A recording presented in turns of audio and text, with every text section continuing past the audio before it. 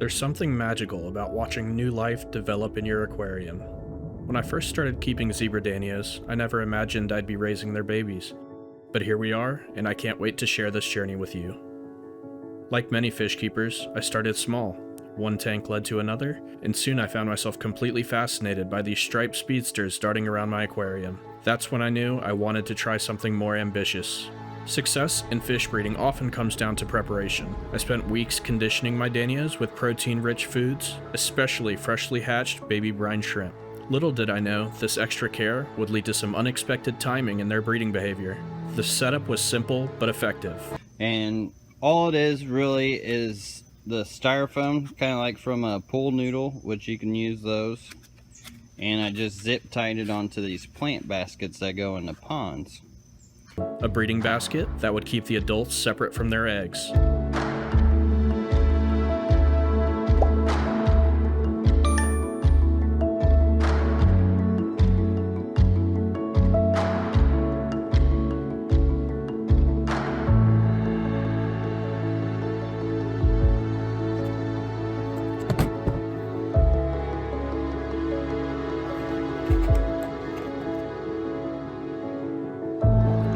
While most sources said Danios spawn in the early morning, my well-fed group had other plans.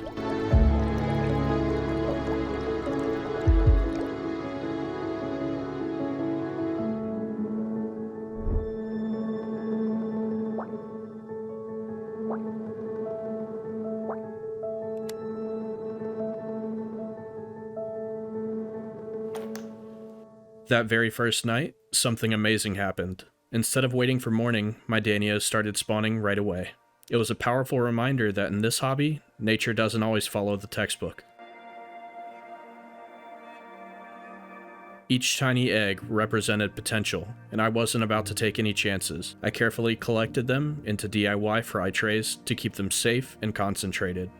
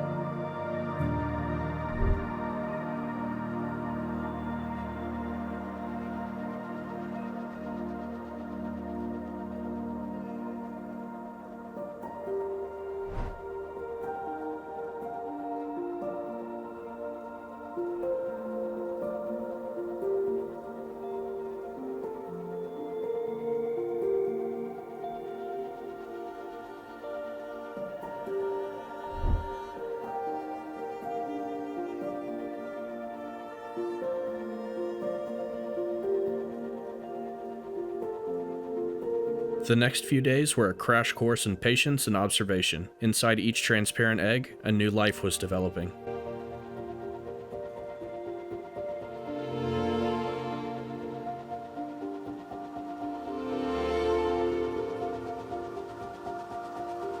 When the eggs hatched, the fry didn't immediately start swimming freely. Instead, they attached themselves to surfaces in their nursery, a fascinating behavior I hadn't expected. Nature always has something new to teach us.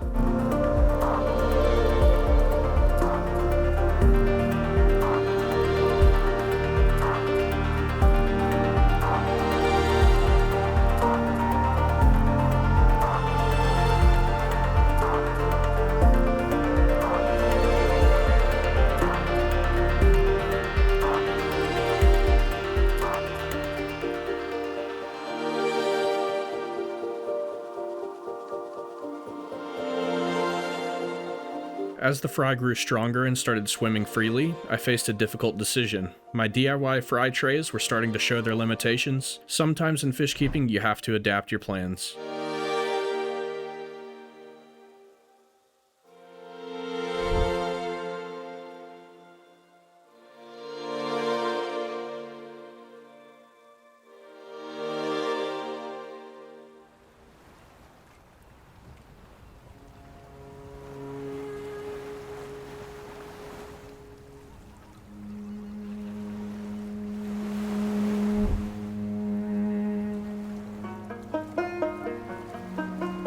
I decided to release them into the main 20-gallon tank. It was nerve-wracking, but with careful monitoring and some help from my cleanup crew of mystery snails, we made it work. Feeding time became an adventure all its own.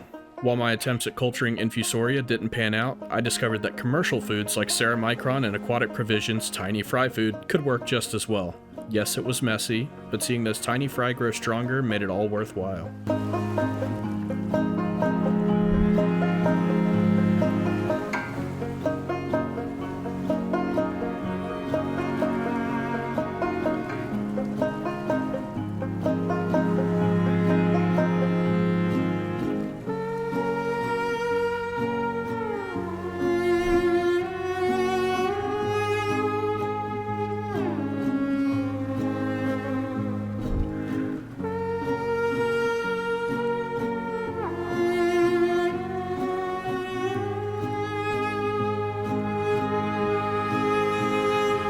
Around the 2-week mark, something magical started happening. Those transparent swimmers began developing their first hints of color. Day by day, those iconic stripes started to appear, transforming them into miniature versions of their parents.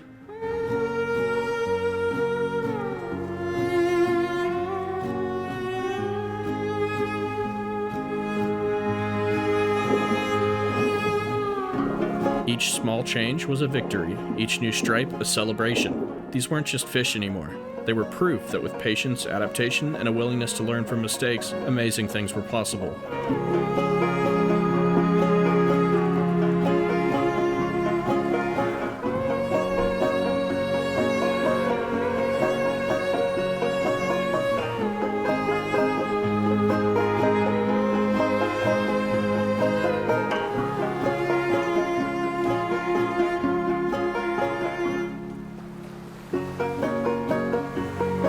This journey taught me more than just how to breed Danios. It taught me about adaptation, problem solving, stick-to-itiveness, and the joy of working with nature rather than trying to control it.